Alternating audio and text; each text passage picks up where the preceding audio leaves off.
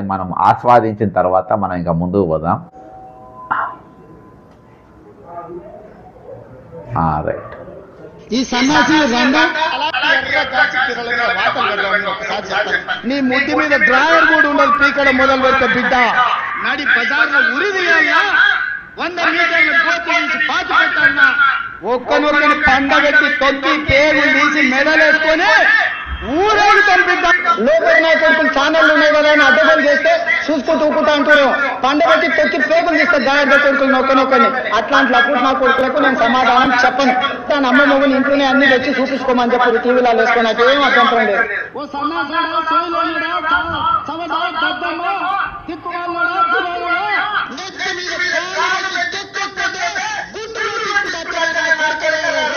అట్లనే తెలంగాణ ప్రజలు అడిగి పందులకి అయ్యో అరే సన్నాసేడు కార్యకర్తలు వాళ్ళని పట్టుకొని యాప చెట్టు కట్టేసి లాగుల కొండలు ఇచ్చి కొడతానని చెప్పి బోర్ల పండబెట్టి తొక్కుతున్నా. ఇక ఇప్పుడు చెప్పండి, ఈ పండితుడు జ్ఞానియా అజ్ఞాని? నేను పెట్టిన టైటిల్ సూటబుల్ అవుతుందా లేదా ముందుగా మీరు కామెంట్ చేయండి.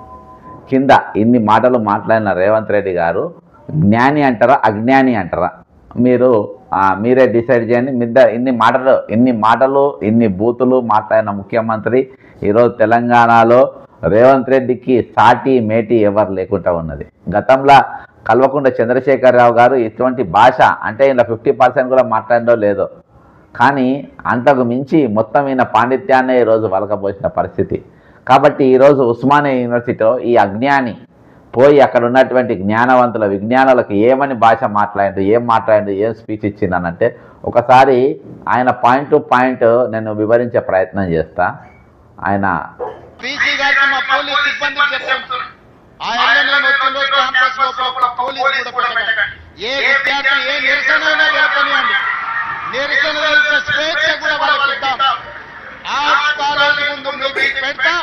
మీకు కావాల్సిన 100 కోట్ల నిధులు ఇస్తా. ఇప్పుడు వచ్చినప్పుడేమో మొట్టమొదటిసారిగా వచ్చి అక్కడ మీటింగ్ పెట్టినప్పుడే ఇప్పుడేమో దిక్కు లేదు, ఇప్పుడేమో ₹1 ఇయ్యాడంట, మళ్ళాసారి వస్తాడంట, మళ్ళా సంవత్సరానికి వస్తాడంట. ఈరోజు ఈయన చెప్తుండు కదా పోలీసులు ఎవరు రావద్దని. ఈరోజు మీటింగ్ ఎట్లా పెట్టిండో, ఎంత నిర్బంధం మధ్యలో పెట్టిండో ఒకసారి చూడండి.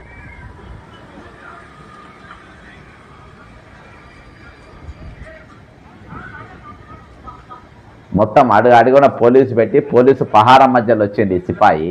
మళ్ళీ చెప్తాడు మళ్ళీసారి ఇవాళ మాత్రం పోలీసు వాళ్ళతో వచ్చిండు, అరెస్ట్ చేయించిండు, కొట్టిపించిండు, లాఠీ చార్జ్ చేయించిండు, పిల్లలను మొత్తం బగాయించిండు. మళ్ళీసారి అంటే ఆయన మీద నిరసన చేస్తే స్వేచ్ఛ కూడా ఆయన ఇస్తారంట. మళ్ళీ వచ్చినప్పుడు అప్పుడు 100 కోట్ల రూపాయలు యూనివర్సిటీ కోసం ఇస్తారని చెప్తుండే ఈరోజు బాజాబ్తా. అసలు ఆయన యూనివర్సిటీ ఇవాళ వచ్చినోడు, మొట్టమొదటిసారిగా వచ్చినోడు ఈరోజు పోలీస్ జీబులు అరెస్ట్ చేయడానికి పోలీస్ జీబులు, వ్యాన్లు, కంటైనర్లు మొత్తం ఎక్కడ చూసినా ఎస్బీ స్పెషల్ బ్రాంచ్ పోలీసులు అడుగడుగున ఆయన తిష్ట వేసి ఈరోజు ఆయన ఏం చెప్తాడు మరోసారి ఇందాం. ఏందో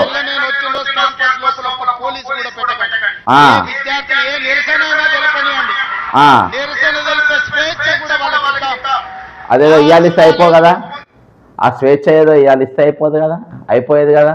ఇవాళ ఇస్తే నేను నమ్మేటోళ్ళు కదా. మళ్ళాసారి వస్తారంట, మళ్ళాసారి ఇస్తారంట. మళ్ళీ ఏమి ఇస్తాడో చూద్దాం.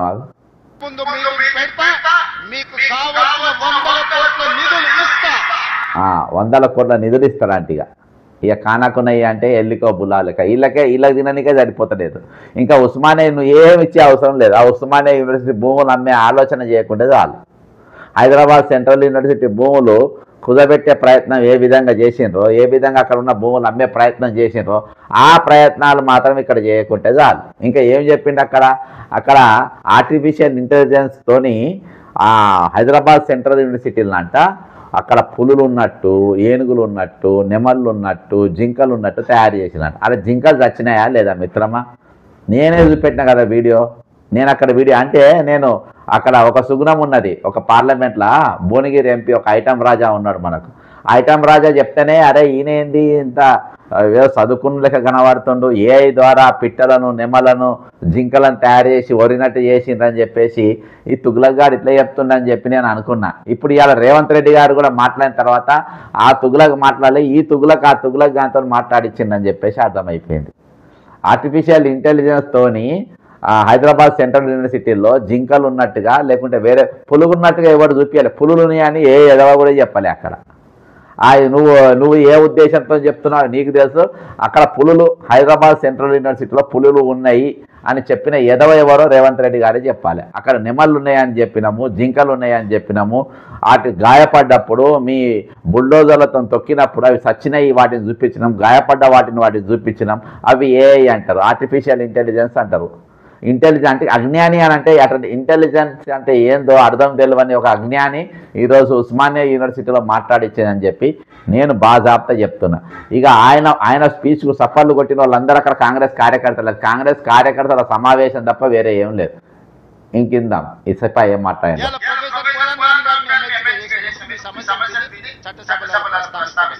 ఎందుకు చేసినావు? కోవట్టు లెక్క పనిచేసిండు, దొంగ కాబట్టి, దొంగ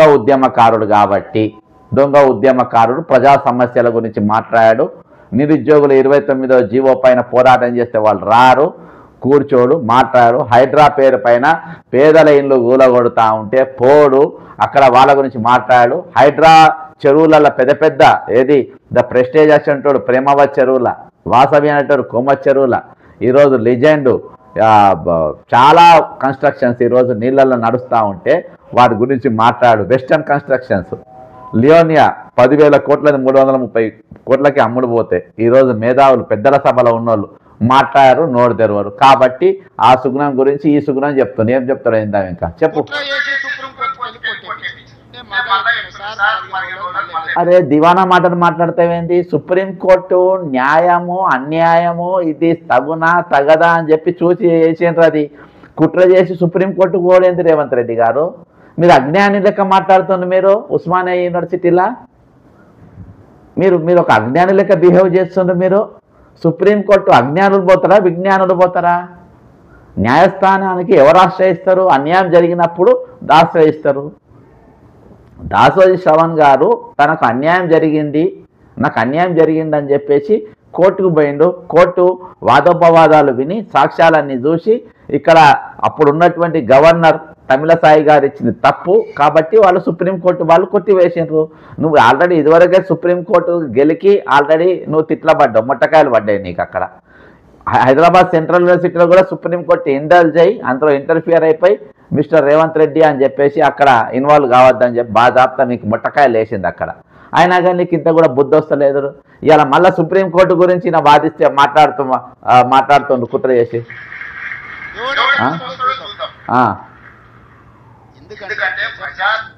ఏందో మళ్ళీసారి ఇందాం కోదండరాం గురించి ఏం చెప్పారు. బట్టే వాదిగాడు కోదండరాం అంటే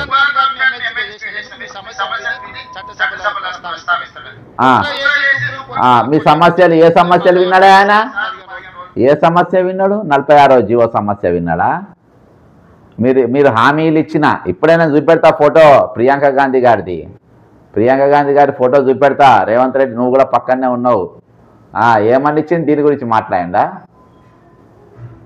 దీని గురించి మాట్లాడినాడే? ఏమని ఇచ్చిండు మీరు వాగ్దానాలు? Priyanka Gandhi religious youth declaration, the declaration red out in Telugu by TPCC president Revanth Reddy. ఇక సాక్ష్యం చెప్తున్నా రేవంత్ రెడ్డి గారు దీని గురించి. జాఫర్ 1 ఇగో ఏంది ఏమిచ్చిండ్రు చూడు ఒకసారి. గట్టిగా పెద్దగానే గుంజిన. Job for 1 family member of every Telangana martyr ₹25,000 monthly pension to 1 parent widow or a member of the family. ఈరోజు తెలంగాణ కోసం అసువులు బాసినటువంటి కుటుంబాలకు ఉద్యోగం ఇస్తామన్నారు. నెలకు 25,000 పెన్షన్లు ఇస్తామని చెప్పిండ్రు. ఎంతమందికి ఇచ్చిండ్రు రేవంత్ రెడ్డి గారు? మరి దీన్ని కోదండరాం గారు ఎప్పుడన్నా అడిగిందా? వాళ్ళ కుటుంబాలకు ఫ్రీడమ్ ఫైటర్ స్టేటస్ ఇస్తామని చెప్పిండ్రు, ఇచ్చిండ్రా? ఈరోజు వాళ్ళకు ఐడి కార్డు ఇస్తామన్నారు, ఇచ్చిండ్రా? ఇంకా 2 లక్షల వేకెన్సీలు మళ్ళా చదువుతున్నా కోదండరాం గారు. 2 lakhs vacancies in state government sector to be filled up in 1 year. సంవత్సరం లోపు ప్రభుత్వంలో ఉన్న 2 లక్షల ఖాళీలను నింపివేస్తామని చెప్పిండ్రు. 2 లక్షల ఖాళీలను నింపినరా మీరు? నింపినరా? ఈ ఖాళీల గురించి ఒక్కసారి మీరు వీడియో చూపెడతా. మన ఆనిముత్యాలు ఏం మాట్లాడినరు, ఎవరేం మాట్లాడిన ఒక్కసారి వినిపిస్తా. అన్ని అయ్యో మన దగ్గర మన ఏది మాట్లాడినా మిత్రమా రేవంత్ రెడ్డి లెక్క దివానా మాటలు మనం మాట్లాడదు. ఏవి మాట్లాడినా మన సాక్ష్యాలతో మాట్లాడలే. మనం సాక్ష్యాలతో మాట్లాడాలి. ఈ వీడియో మళ్ళీ చూద్దాం. ఈలోపు ఈ ఆనిముత్యాలు ఏం చెప్పిండ్రో ఏందాం. నాకు బాధాకరం ఏంటంటే ఇందులో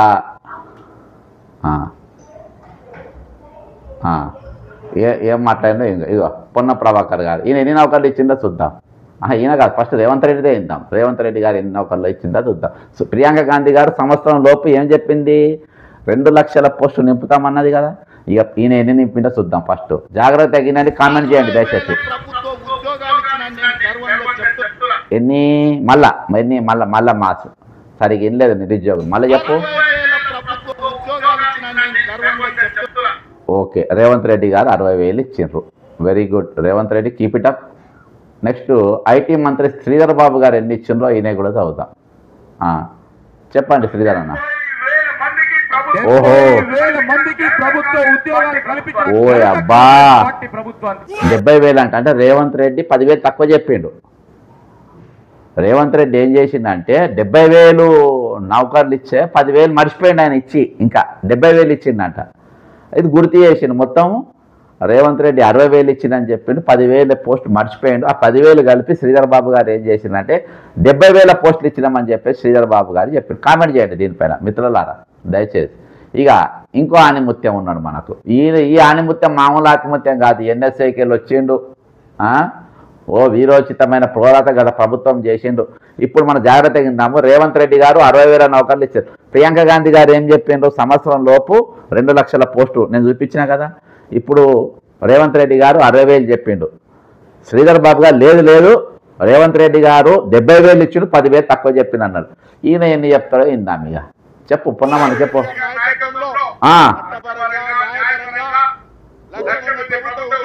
ఓ అమ్మా లక్షనంట రియల్. మళ్ళోసారి ఇందాం బ్రదర్.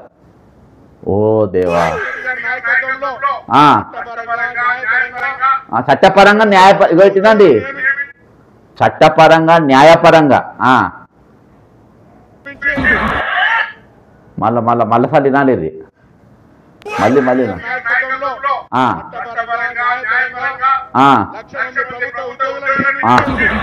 ఓయమ్మా ప్రియాంక గాంధీ గారు 2 లక్షల పోస్టులు ఇస్తామని చెప్పిండ్రు. దీని గురించి ఈ సిపాయి మిస్టర్ ది గ్రేట్ కోదండరామ్ గారు ఏ రోజు కూడా మాట్లాడలే, ప్రశ్నించలేదు. దీన్ని రేవంత్ రెడ్డి గారిని 60,000 ఇచ్చినా అని చెప్పిండు. ఇక శ్రీధర్ బాబు గారు లేదు రేవంత్ రెడ్డి గారు 70,000 ఇచ్చిండు, 10,000 మర్చిపోయిండని చెప్పి ఆయన చెప్పిండు. ఇక ఇంకో సిపాయి ముందుకు వచ్చిండు. ఈ సిపాయి పొన్నం ప్రభాకర్ గారు వచ్చి ఈయనేం చెప్పిండు? లేదు మా శ్రీధర్ బాబు గారు ముఖ్యమంత్రి గారు పచ్చి అబద్ధాలు చెప్పిండ్రు, ఆయన లక్షించిండు. ఏకంగా ముఖ్యమంత్రి నాయకత్వంలో న్యాయపరంగా ధర్మపరంగా 1,00,000 ఉద్యోగాలు ఇచ్చినాడు. న్యాయపరంగా 1,00,000 అంటే ఈయననే నిజమై ఉండాలి, పొన్న ప్రభాకర్ నిజమై ఉండాలి. అంటే 1,00,000 ఉద్యోగాలు ఇచ్చేసిండ్రు, 1,00,000 ఉద్యోగాలు ఇచ్చిండ్రు. కానీ రేవంత్ రెడ్డి గారు అబద్ధం చెప్పాడు. 1,00,000 నౌకర్లు ఇచ్చి 60,000 ఇచ్చినా అని అంటుండు. శ్రీధర్ బాబు గారు చెప్పిండ్రు లేదు ఈయన 70,000. శ్రీధర్ బాబు గారు కూడా అబద్ధం చెప్పిండు. 1,00,000 ఉద్యోగాలు ఇచ్చిన 70,000 అనే శ్రీధర్ బాబు అబద్ధం చెప్పిండు అని చెప్పేసి పొన్నం ప్రభాకర్ గారు అంటారు.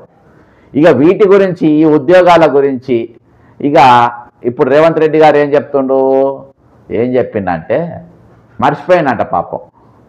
చెప్పు బలిసి కొట్టేపి విన్నావా?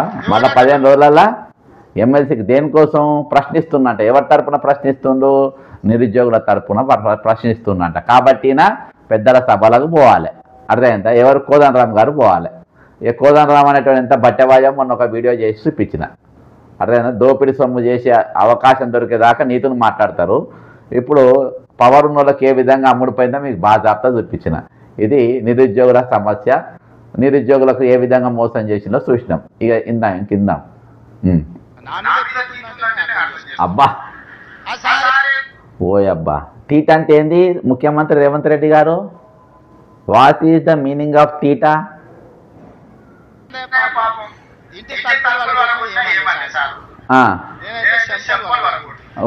చెంపలేంది అయ్యో, నువ్వు బూతుల రాజా, నువ్వు మామూలు రాజావు కాదు, నువ్వు బూతుల రాజా. ఈయనంట చెంపల వల్ల కొడతాడంట. ఇది ఈయన భాష. మళ్ళొకసారి ముందుకొద్దాం. ఈయన ఇప్పుడు మాట్లాడిన భాషకు మళ్ళొకసారి ఒక్క నిమిషంలో ఇవన్నీ అయిపోతాయి. ఒకసారి రేవంత్ రెడ్డి గారి ఆణిముత్యాలు ఇవి. పాటలు ఉండే కదా, ఆ పాటలకు ఆణిముత్యాలు. ఈ ఆణిముత్యాలు ఒకసారి ఇందాం అందరం. ఈ యుగాల గీతాలు. ఈ సన్నాసి నీ ముద్దు మీద డ్రాయర్ కూడా ఉన్నది పీకడం మొదలు పెడితే బిడ్డ బజార్లో ఉరి తీయాలా, 100 మీటర్ల గోతి తీసి పాతి పెట్టాలన్నా, ఒక్కనొక్కని పండబెట్టి తొక్కి పేర్లు తీసి మెడలేసుకొని ఊరేగుతాం బిడ్డ. ఛానల్ ఉన్నాయి కదా అని అడ్డగోలు చేస్తే చూసుకుంటూ ఊకుంటా అంటారు. పండబెట్టి తొక్కి పేగులు తీస్తారు దాని కొడుకులు ఒక్కనొక్కని. అట్లాంటి లప్పుడు నా కొడుకులకు నేను సమాధానం చెప్పను. దాని అమ్మ మొగుని ఇంట్లోనే అన్ని తెచ్చి చూపించుకోమని చెప్పారు టీవీలో వేసుకొని. నాకు ఏం అభ్యంతరం లేదు. ఓ గంటాపద భలే చెప్తుంది ఏ స్కూల్లో.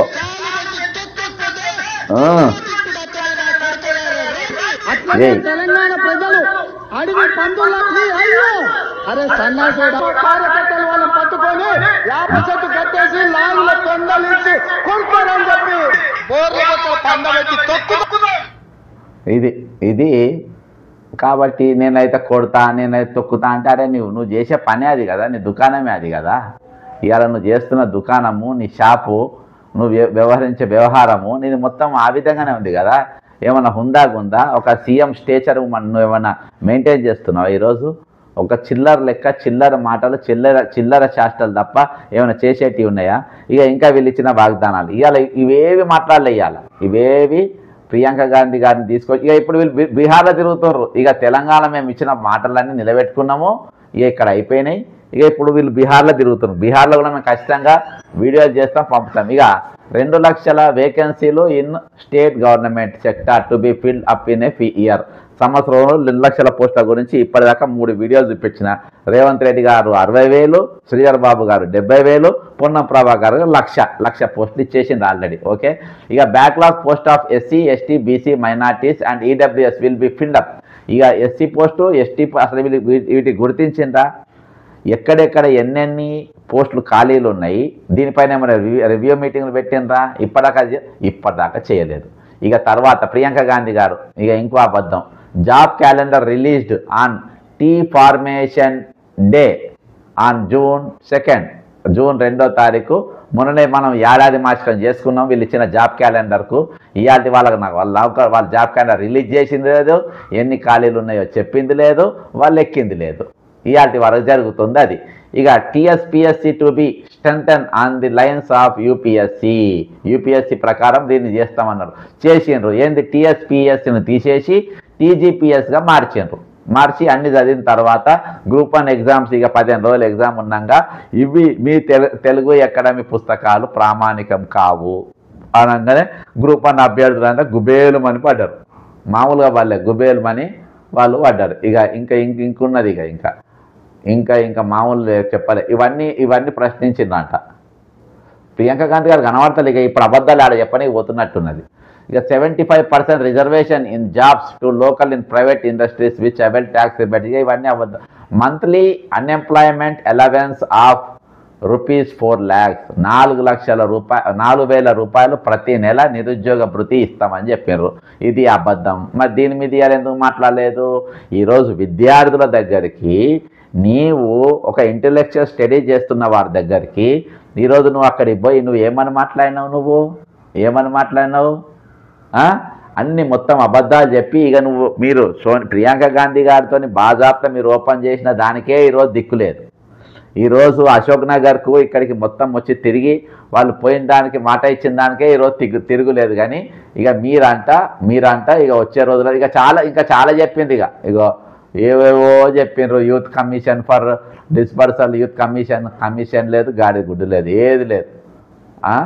ఈ విధంగా నిరుద్యోగులను అడుగడుగున మోసం చేసుకుంటా దగా చేసుకుంటా ఈరోజు మీరు ఇష్టానుసారంగా వ్యవహరిస్తున్నారు అనేది వాస్తవం కాదా? ఈరోజు నిరుద్యోగులను మోసం చేసిన అనేది వాస్తవం కాదా? ఖాళీలను నింపుతామని చెప్పి నింపకుండా పోయింది ఈరోజు కాదా? ఈరోజు ఇంకోటి ఏం చెప్తాడు, మేము ఖాళీలను నింపుతామంటే నోటిఫికేషన్లు ఇస్తా ఉంటే ఇయ్యొద్దని చెప్తారు అని అంటారు.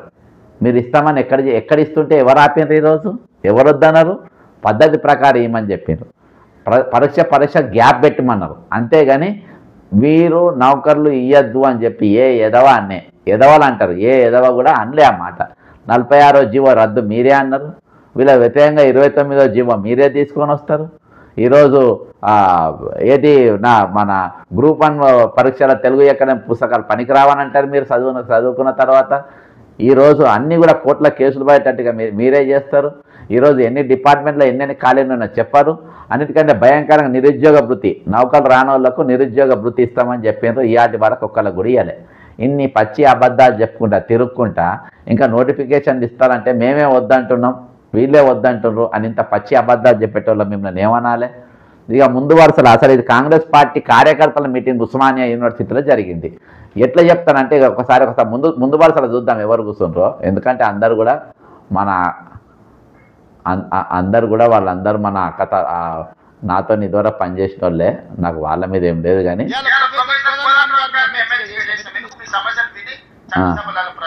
ఏం ప్రశ్నించలే. ఇగో ఒక నిమిషం, రైట్. ఇగో చూద్దాం. బల్మూరు వెంకట్. ఇక్కడ బల్మూరు వెంకట్ ఎవరు?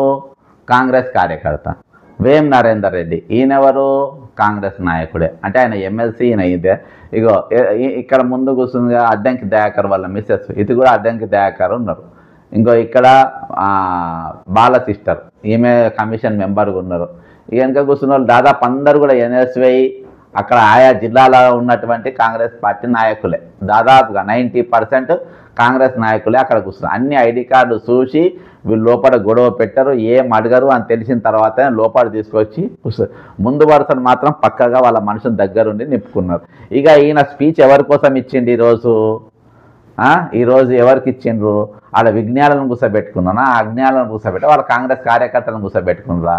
వాళ్ళ పార్టీ వాళ్ళను ఆయనకు దగ్గర ఉన్న ఆయన వాళ్ళనే మాట్లాడు. అద్దంకి దయాకర్ పేరు తీసి మాట్లాడేటప్పుడు ఆయనకు నేను మొన్న ఎమ్మెల్సీ చేసినా అని అన్నాడు. మళ్ళా కోదండరామ్ గారు తీసుకుని ఆయన మీద కుట్ర చేసిండు, ఆయన పోస్ట్ ఉడబీకిందని చెప్పిండ్రు. ఈ విధంగా ఎవరెవరికి ఏమేమి జరిగిందో అవన్నీ కూడా పేర్లు చెప్పిండ్రు. కాబట్టి ఈ ఉస్మానియా యూనివర్సిటీకి అతను నువ్వు రావడానికి గల కారణం ఏంది, అది బయట పెట్టి దాని వెనుక ఉన్న కుట్ర ఏంది, ఆ కుట్ర వెంబడి దాని వెనుక అందే ఉండే బదులు వచ్చే రోజులలో బయటపడుతుంది ఖచ్చితంగా. ఈరోజు ఎక్కడ ఉస్మానియా హైదరాబాద్ సెంట్రల్ యూనివర్సిటీలో రాహుల్ గాంధీ గారు దీక్ష చేసిండ్రు. ఆ భూములు దానికి బిస్కెట్ చేసే ప్రయత్నం చేసిండ్రు. సుప్రీంకోర్టు అడ్డుకొని ముట్టకాయలు వేసింది కాబట్టి ఆ భూములు రక్షింపబడ్డాయి. లేకపోతే కథ ఇవాళ అయినా కానీ ఆయన కుట్ర ఆపకుండా ఇవాళ కూడా ఉస్మానియా యూనివర్సిటీలో ఆర్టిఫిషియల్ ఇంటెలిజెన్స్తోని పులులు తయారు చేసిన, పులులు లేవంట. పులులు ఉన్నాయని ఎవరు చెప్పాలి? పులులు ఏడున్నాయి? మన జూ పార్క్లో ఉన్నాయి, అక్కడ పోయి చూసుకో నువ్వు. అక్కడ ఇక్కడ పులులు ఉన్నాయని ఎవరు చెప్పలే. జింకలు ఉన్నాయి, నెమళ్ళు ఉన్నాయని చెప్పిన మేము దానిపైన స్టాండ్ బై ఉన్నాం. అంతకు మించి ఈరోజు ఏది చెప్పలేదు, ఏది మాట్లాడలేదు.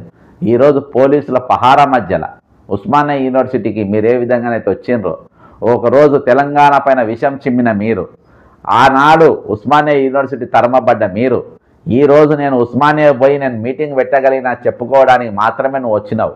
అది మొత్తం ఎక్కడికక్కడ నిర్బంధం చేసి, ఎవరు బయటికి రాకుండా చేసి, ఎక్కడికి తాళాలు వేసినా చేసి, ఈరోజు అక్కడికి వచ్చి నువ్వు ప్రసంగించిన నీ ప్రసంగం సున్నా, నీ ప్రసంగంలో పసలేదు, నీ ప్రసంగం ఆకర్షణీయమనే లేనే లేదు, నీదంతా మోసపూరితమైన ప్రసంగం. ఈరోజు అక్కడ నీ దగ్గర నీకు ఎవరైతే దాహసోహం ఉన్నారో వాళ్ళను పొగడతలతో ముంచినావు. ఇంకేం చెప్పినావు? ఒక దళితుణ్ణి నేను వైస్ ఛాన్సలర్గా చేసిన అని చెప్పినావు నువ్వు.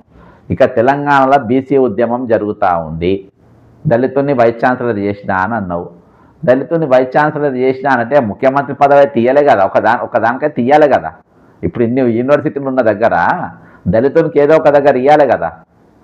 వరంగల్ వైస్ ఛాన్సలర్ ఇవ్వాలి. కాంగ్రెస్ పార్టీ ఎప్పుడు అధికారంలో ఉన్నా వాళ్ళకి అవకాశాలు ఇచ్చుకుంటూ పోతుంది. వెంకటరత్నం గారికి ఇచ్చిండ్రు, దామోదర రాయనరసింహ గారు ఉప ముఖ్యమంత్రిగా ఉన్నప్పుడు ఆయన ప్రపోజ్ చేసి పెట్టిపించారు కిరణ్ ఎడ్యుకేషన్ మినిస్టర్గా ఉన్నప్పుడు. ఈరోజు మీ దగ్గర పెట్టుకొని ఆయనకి ఇచ్చినా అని చెప్పుకొని తప్ప మీరు చేసేది ఏమున్నది అక్కడ? ఆయనను అడ్డం పెట్టి మీరు చేసేది ఏముంది? ఇవాళ ప్రెసిడెంట్ ఆఫ్ ఇండియా అభ్యర్థిని మీరు బీసీని ఎందుకు పెట్టలే? బీసీతోనున్నా, బీసీలతో కొట్లాడతా, బీసీలతో మాట్లాడతా, బీసీ నినాదం ఉన్నది కదా. ఈరోజు మన తెలంగాణకు సంబంధించినటువంటి సుప్రీంకోర్టు మాజీ చీఫ్ జస్టిస్ గారిని మీరు తీసుకొచ్చి పెట్టినరు. మరి దాంట్లో బీసీని ఎందుకు ప్రపోజ్ చేయలే మీరు? కాబట్టి ఇది ఒక నినాదం వరకు మీరు వాడుకుంటున్నారు, దాన్ని రాజకీయ ఎజెండాగా మీరు వాడుకుంటున్నారు. అంతకు మించి మీకు ప్రజలపైన కానీ, లేకుంటే విద్యార్థులపైన కానీ, నిరుద్యోగులపైన కానీ, తెలంగాణ మీద కానీ మీకు ఎక్కడ కూడా చిత్తశుద్ధి లేదు. మీకు చిత్తశుద్ధి ఉంది, అఫ్కోర్స్ మీకు చిత్తశుద్ధి 100% ఉంది. ఎవరి మీద ఉంది మీకు చిత్తశుద్ధి? ఎవరి మీద మీకు ప్రేమ ఉంది?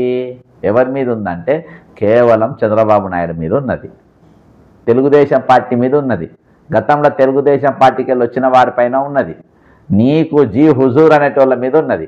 అంతకు మించి వాళ్ళ మీద తప్ప నీకు ఎవరి మీద ప్రేమ లేదు, ఇది లేదు. టోటల్గా నేను ఇవాళ ఆయన స్పీచ్ అంతా నేను విన్న తర్వాత ఆయన ఎక్కడెక్కడ ఏమేమి విషయం చిమ్మిండో ఒకసారి, ఇది నిరుద్యోగుల గురించి మాట్లాడండి, ఒకసారి విందాం.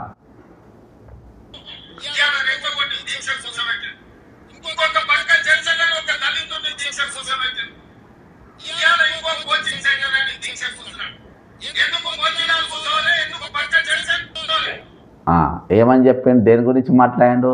దళితైన బక్క జడ్సన్ ఎవరు?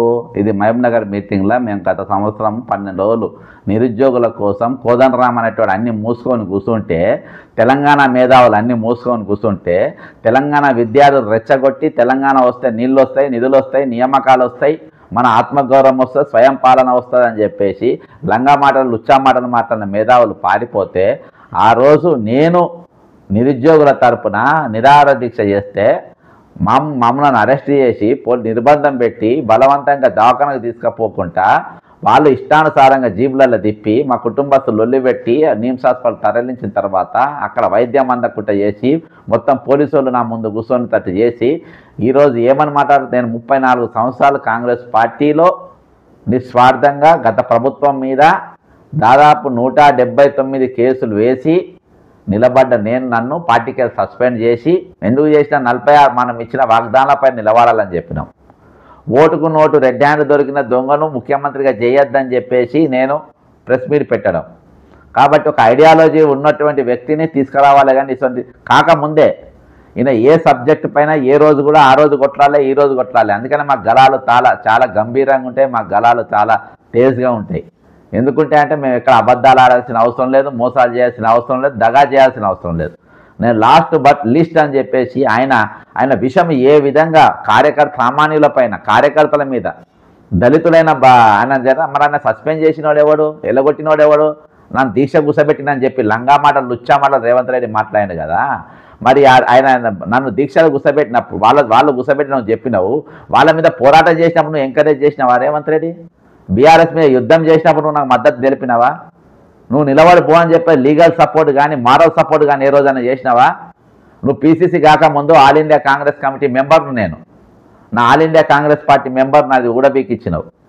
నేను జార్ఖండ్కు కొన్ని రాష్ట్రాలకు ఇన్ఛార్జిగా పోయేటోని, అది రాకుండా ఊడబీకి ఇచ్చినావు.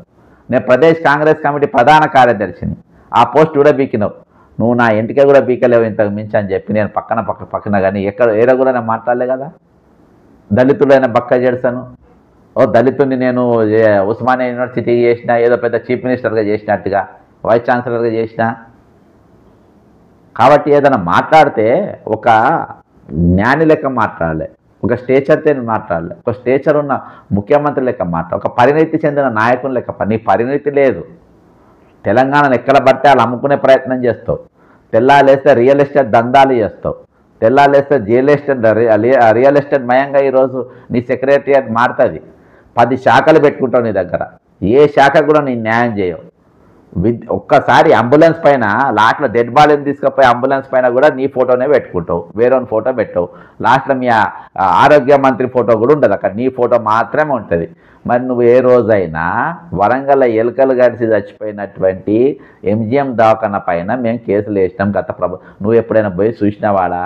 ప్రైవేట్ హాస్పిటల్ ఓపెన్ చేయడానికి పోయి చూసినావు అనమాట. ప్రైవేట్ హాస్పిటల్ ఓపెన్ పోయినావు కానీ నువ్వు దానికోసం వరంగల్ సెంట్రల్ జైలు ఇప్పుడు మల్టీ సూపర్ స్పెషాలిటీ దవాఖాన కడుతున్నలా అది గత ప్రభుత్వము మన పూణేలో ఉన్నటువంటి మహారాష్ట్ర బ్యాంకుల ప్రపంచం మొత్తంలో ఒక జైలును కుదబెట్టిన ఆ ప్రభుత్వం బీఆర్ఎస్ ప్రభుత్వం అని చెప్పి ఆ రోజు నేను దాని గురించి ఒక పెద్ద ఉద్యమం చేసిన. అది నేషనల్ లెవెల్ న్యూస్ అయింది.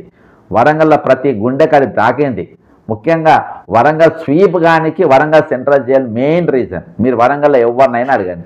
మరి దీని గురించి ఏ రోజైనా మరి నువ్వు మాట్లాడినావా? బక్క చేసినటువంటి సబ్జెక్ట్ బయటికి తీసాను మాట్లాడినావా? నీ అంత దగుల్బాజీ నీ అంత బేవర్స్ మాటను ఇంకో ఎవరు మాట్లాడాడు. ఈరోజు అనగదొక్కుంటా నువ్వు నంబర్ 1. నువ్వు అనుకుంటున్నావు నన్ను అనగదొక్కుడు కాదు. రోజు అసలు నువ్వేందో సమాజానికి గుర్తు చేయాల్సిన బాధ్యత నా పైన ఉన్నది. సొసైటీకి చూపించాల్సిన బాధ్యత నా పైన ఉన్నది. నన్నే కాదు మళ్ళా ఇంత మీ కామెంట్లు పెట్టేటోళ్లకు ఒకసారి మీ ముఖ్యమంత్రి గారు ఏం మాట్లాడిన ఒకసారి మళ్ళోసారి ఆనిముత్యం విని మీరు తీసుకుపోయి తామరపత్రం మీద సన్మానం చేయండి. నీ ముద్దు మీద డ్రాయర్ కూడా ఉండదు పీకడం మొదలు పెడతా బిడ్డ.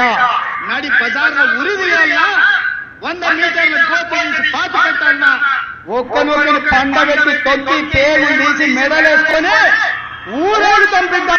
లోపల కొడుకులు ఛానళ్ళు ఉన్నాయి కదా అని అడ్డగోలు చేస్తే చూసుకుంటూ ఊకుంటా అంటారు. పండబెట్టి తొక్కి పేగులు తీస్తే గాయర్ద కొడుకులు నొక్కనొక్కని అట్లాంటి లక్ష్మణ నా కొడుకులకు నేను సమాధానం చెప్పను. దాని అమ్మ మొగుని ఇంట్లోనే అన్ని తెచ్చి చూపించుకోమని చెప్పారు. టీవీలో వేసుకొని నాకు ఏం అభ్యంతరం లేదు.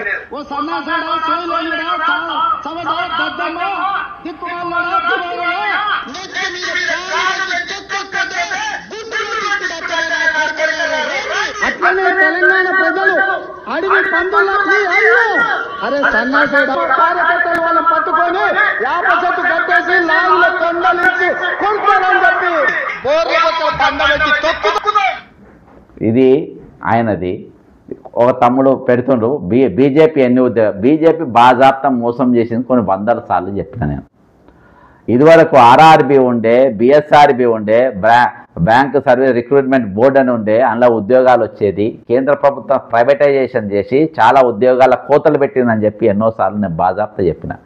ఈరోజు ఎవరు కాదు బీజేపీ ఏజెంట్గా ఉన్నటువంటి వ్యక్తి ఎవరు? రేవంత్ రెడ్డి గారు ఈరోజు బీజేపీ ఏజెంట్గా ఉన్నారు. బీజేపీ 8 ఎంపీ సీట్లు ఇక్కడ గెలవడానికి కారకుడు ఎవరు? రేవంత్ రెడ్డి గారు.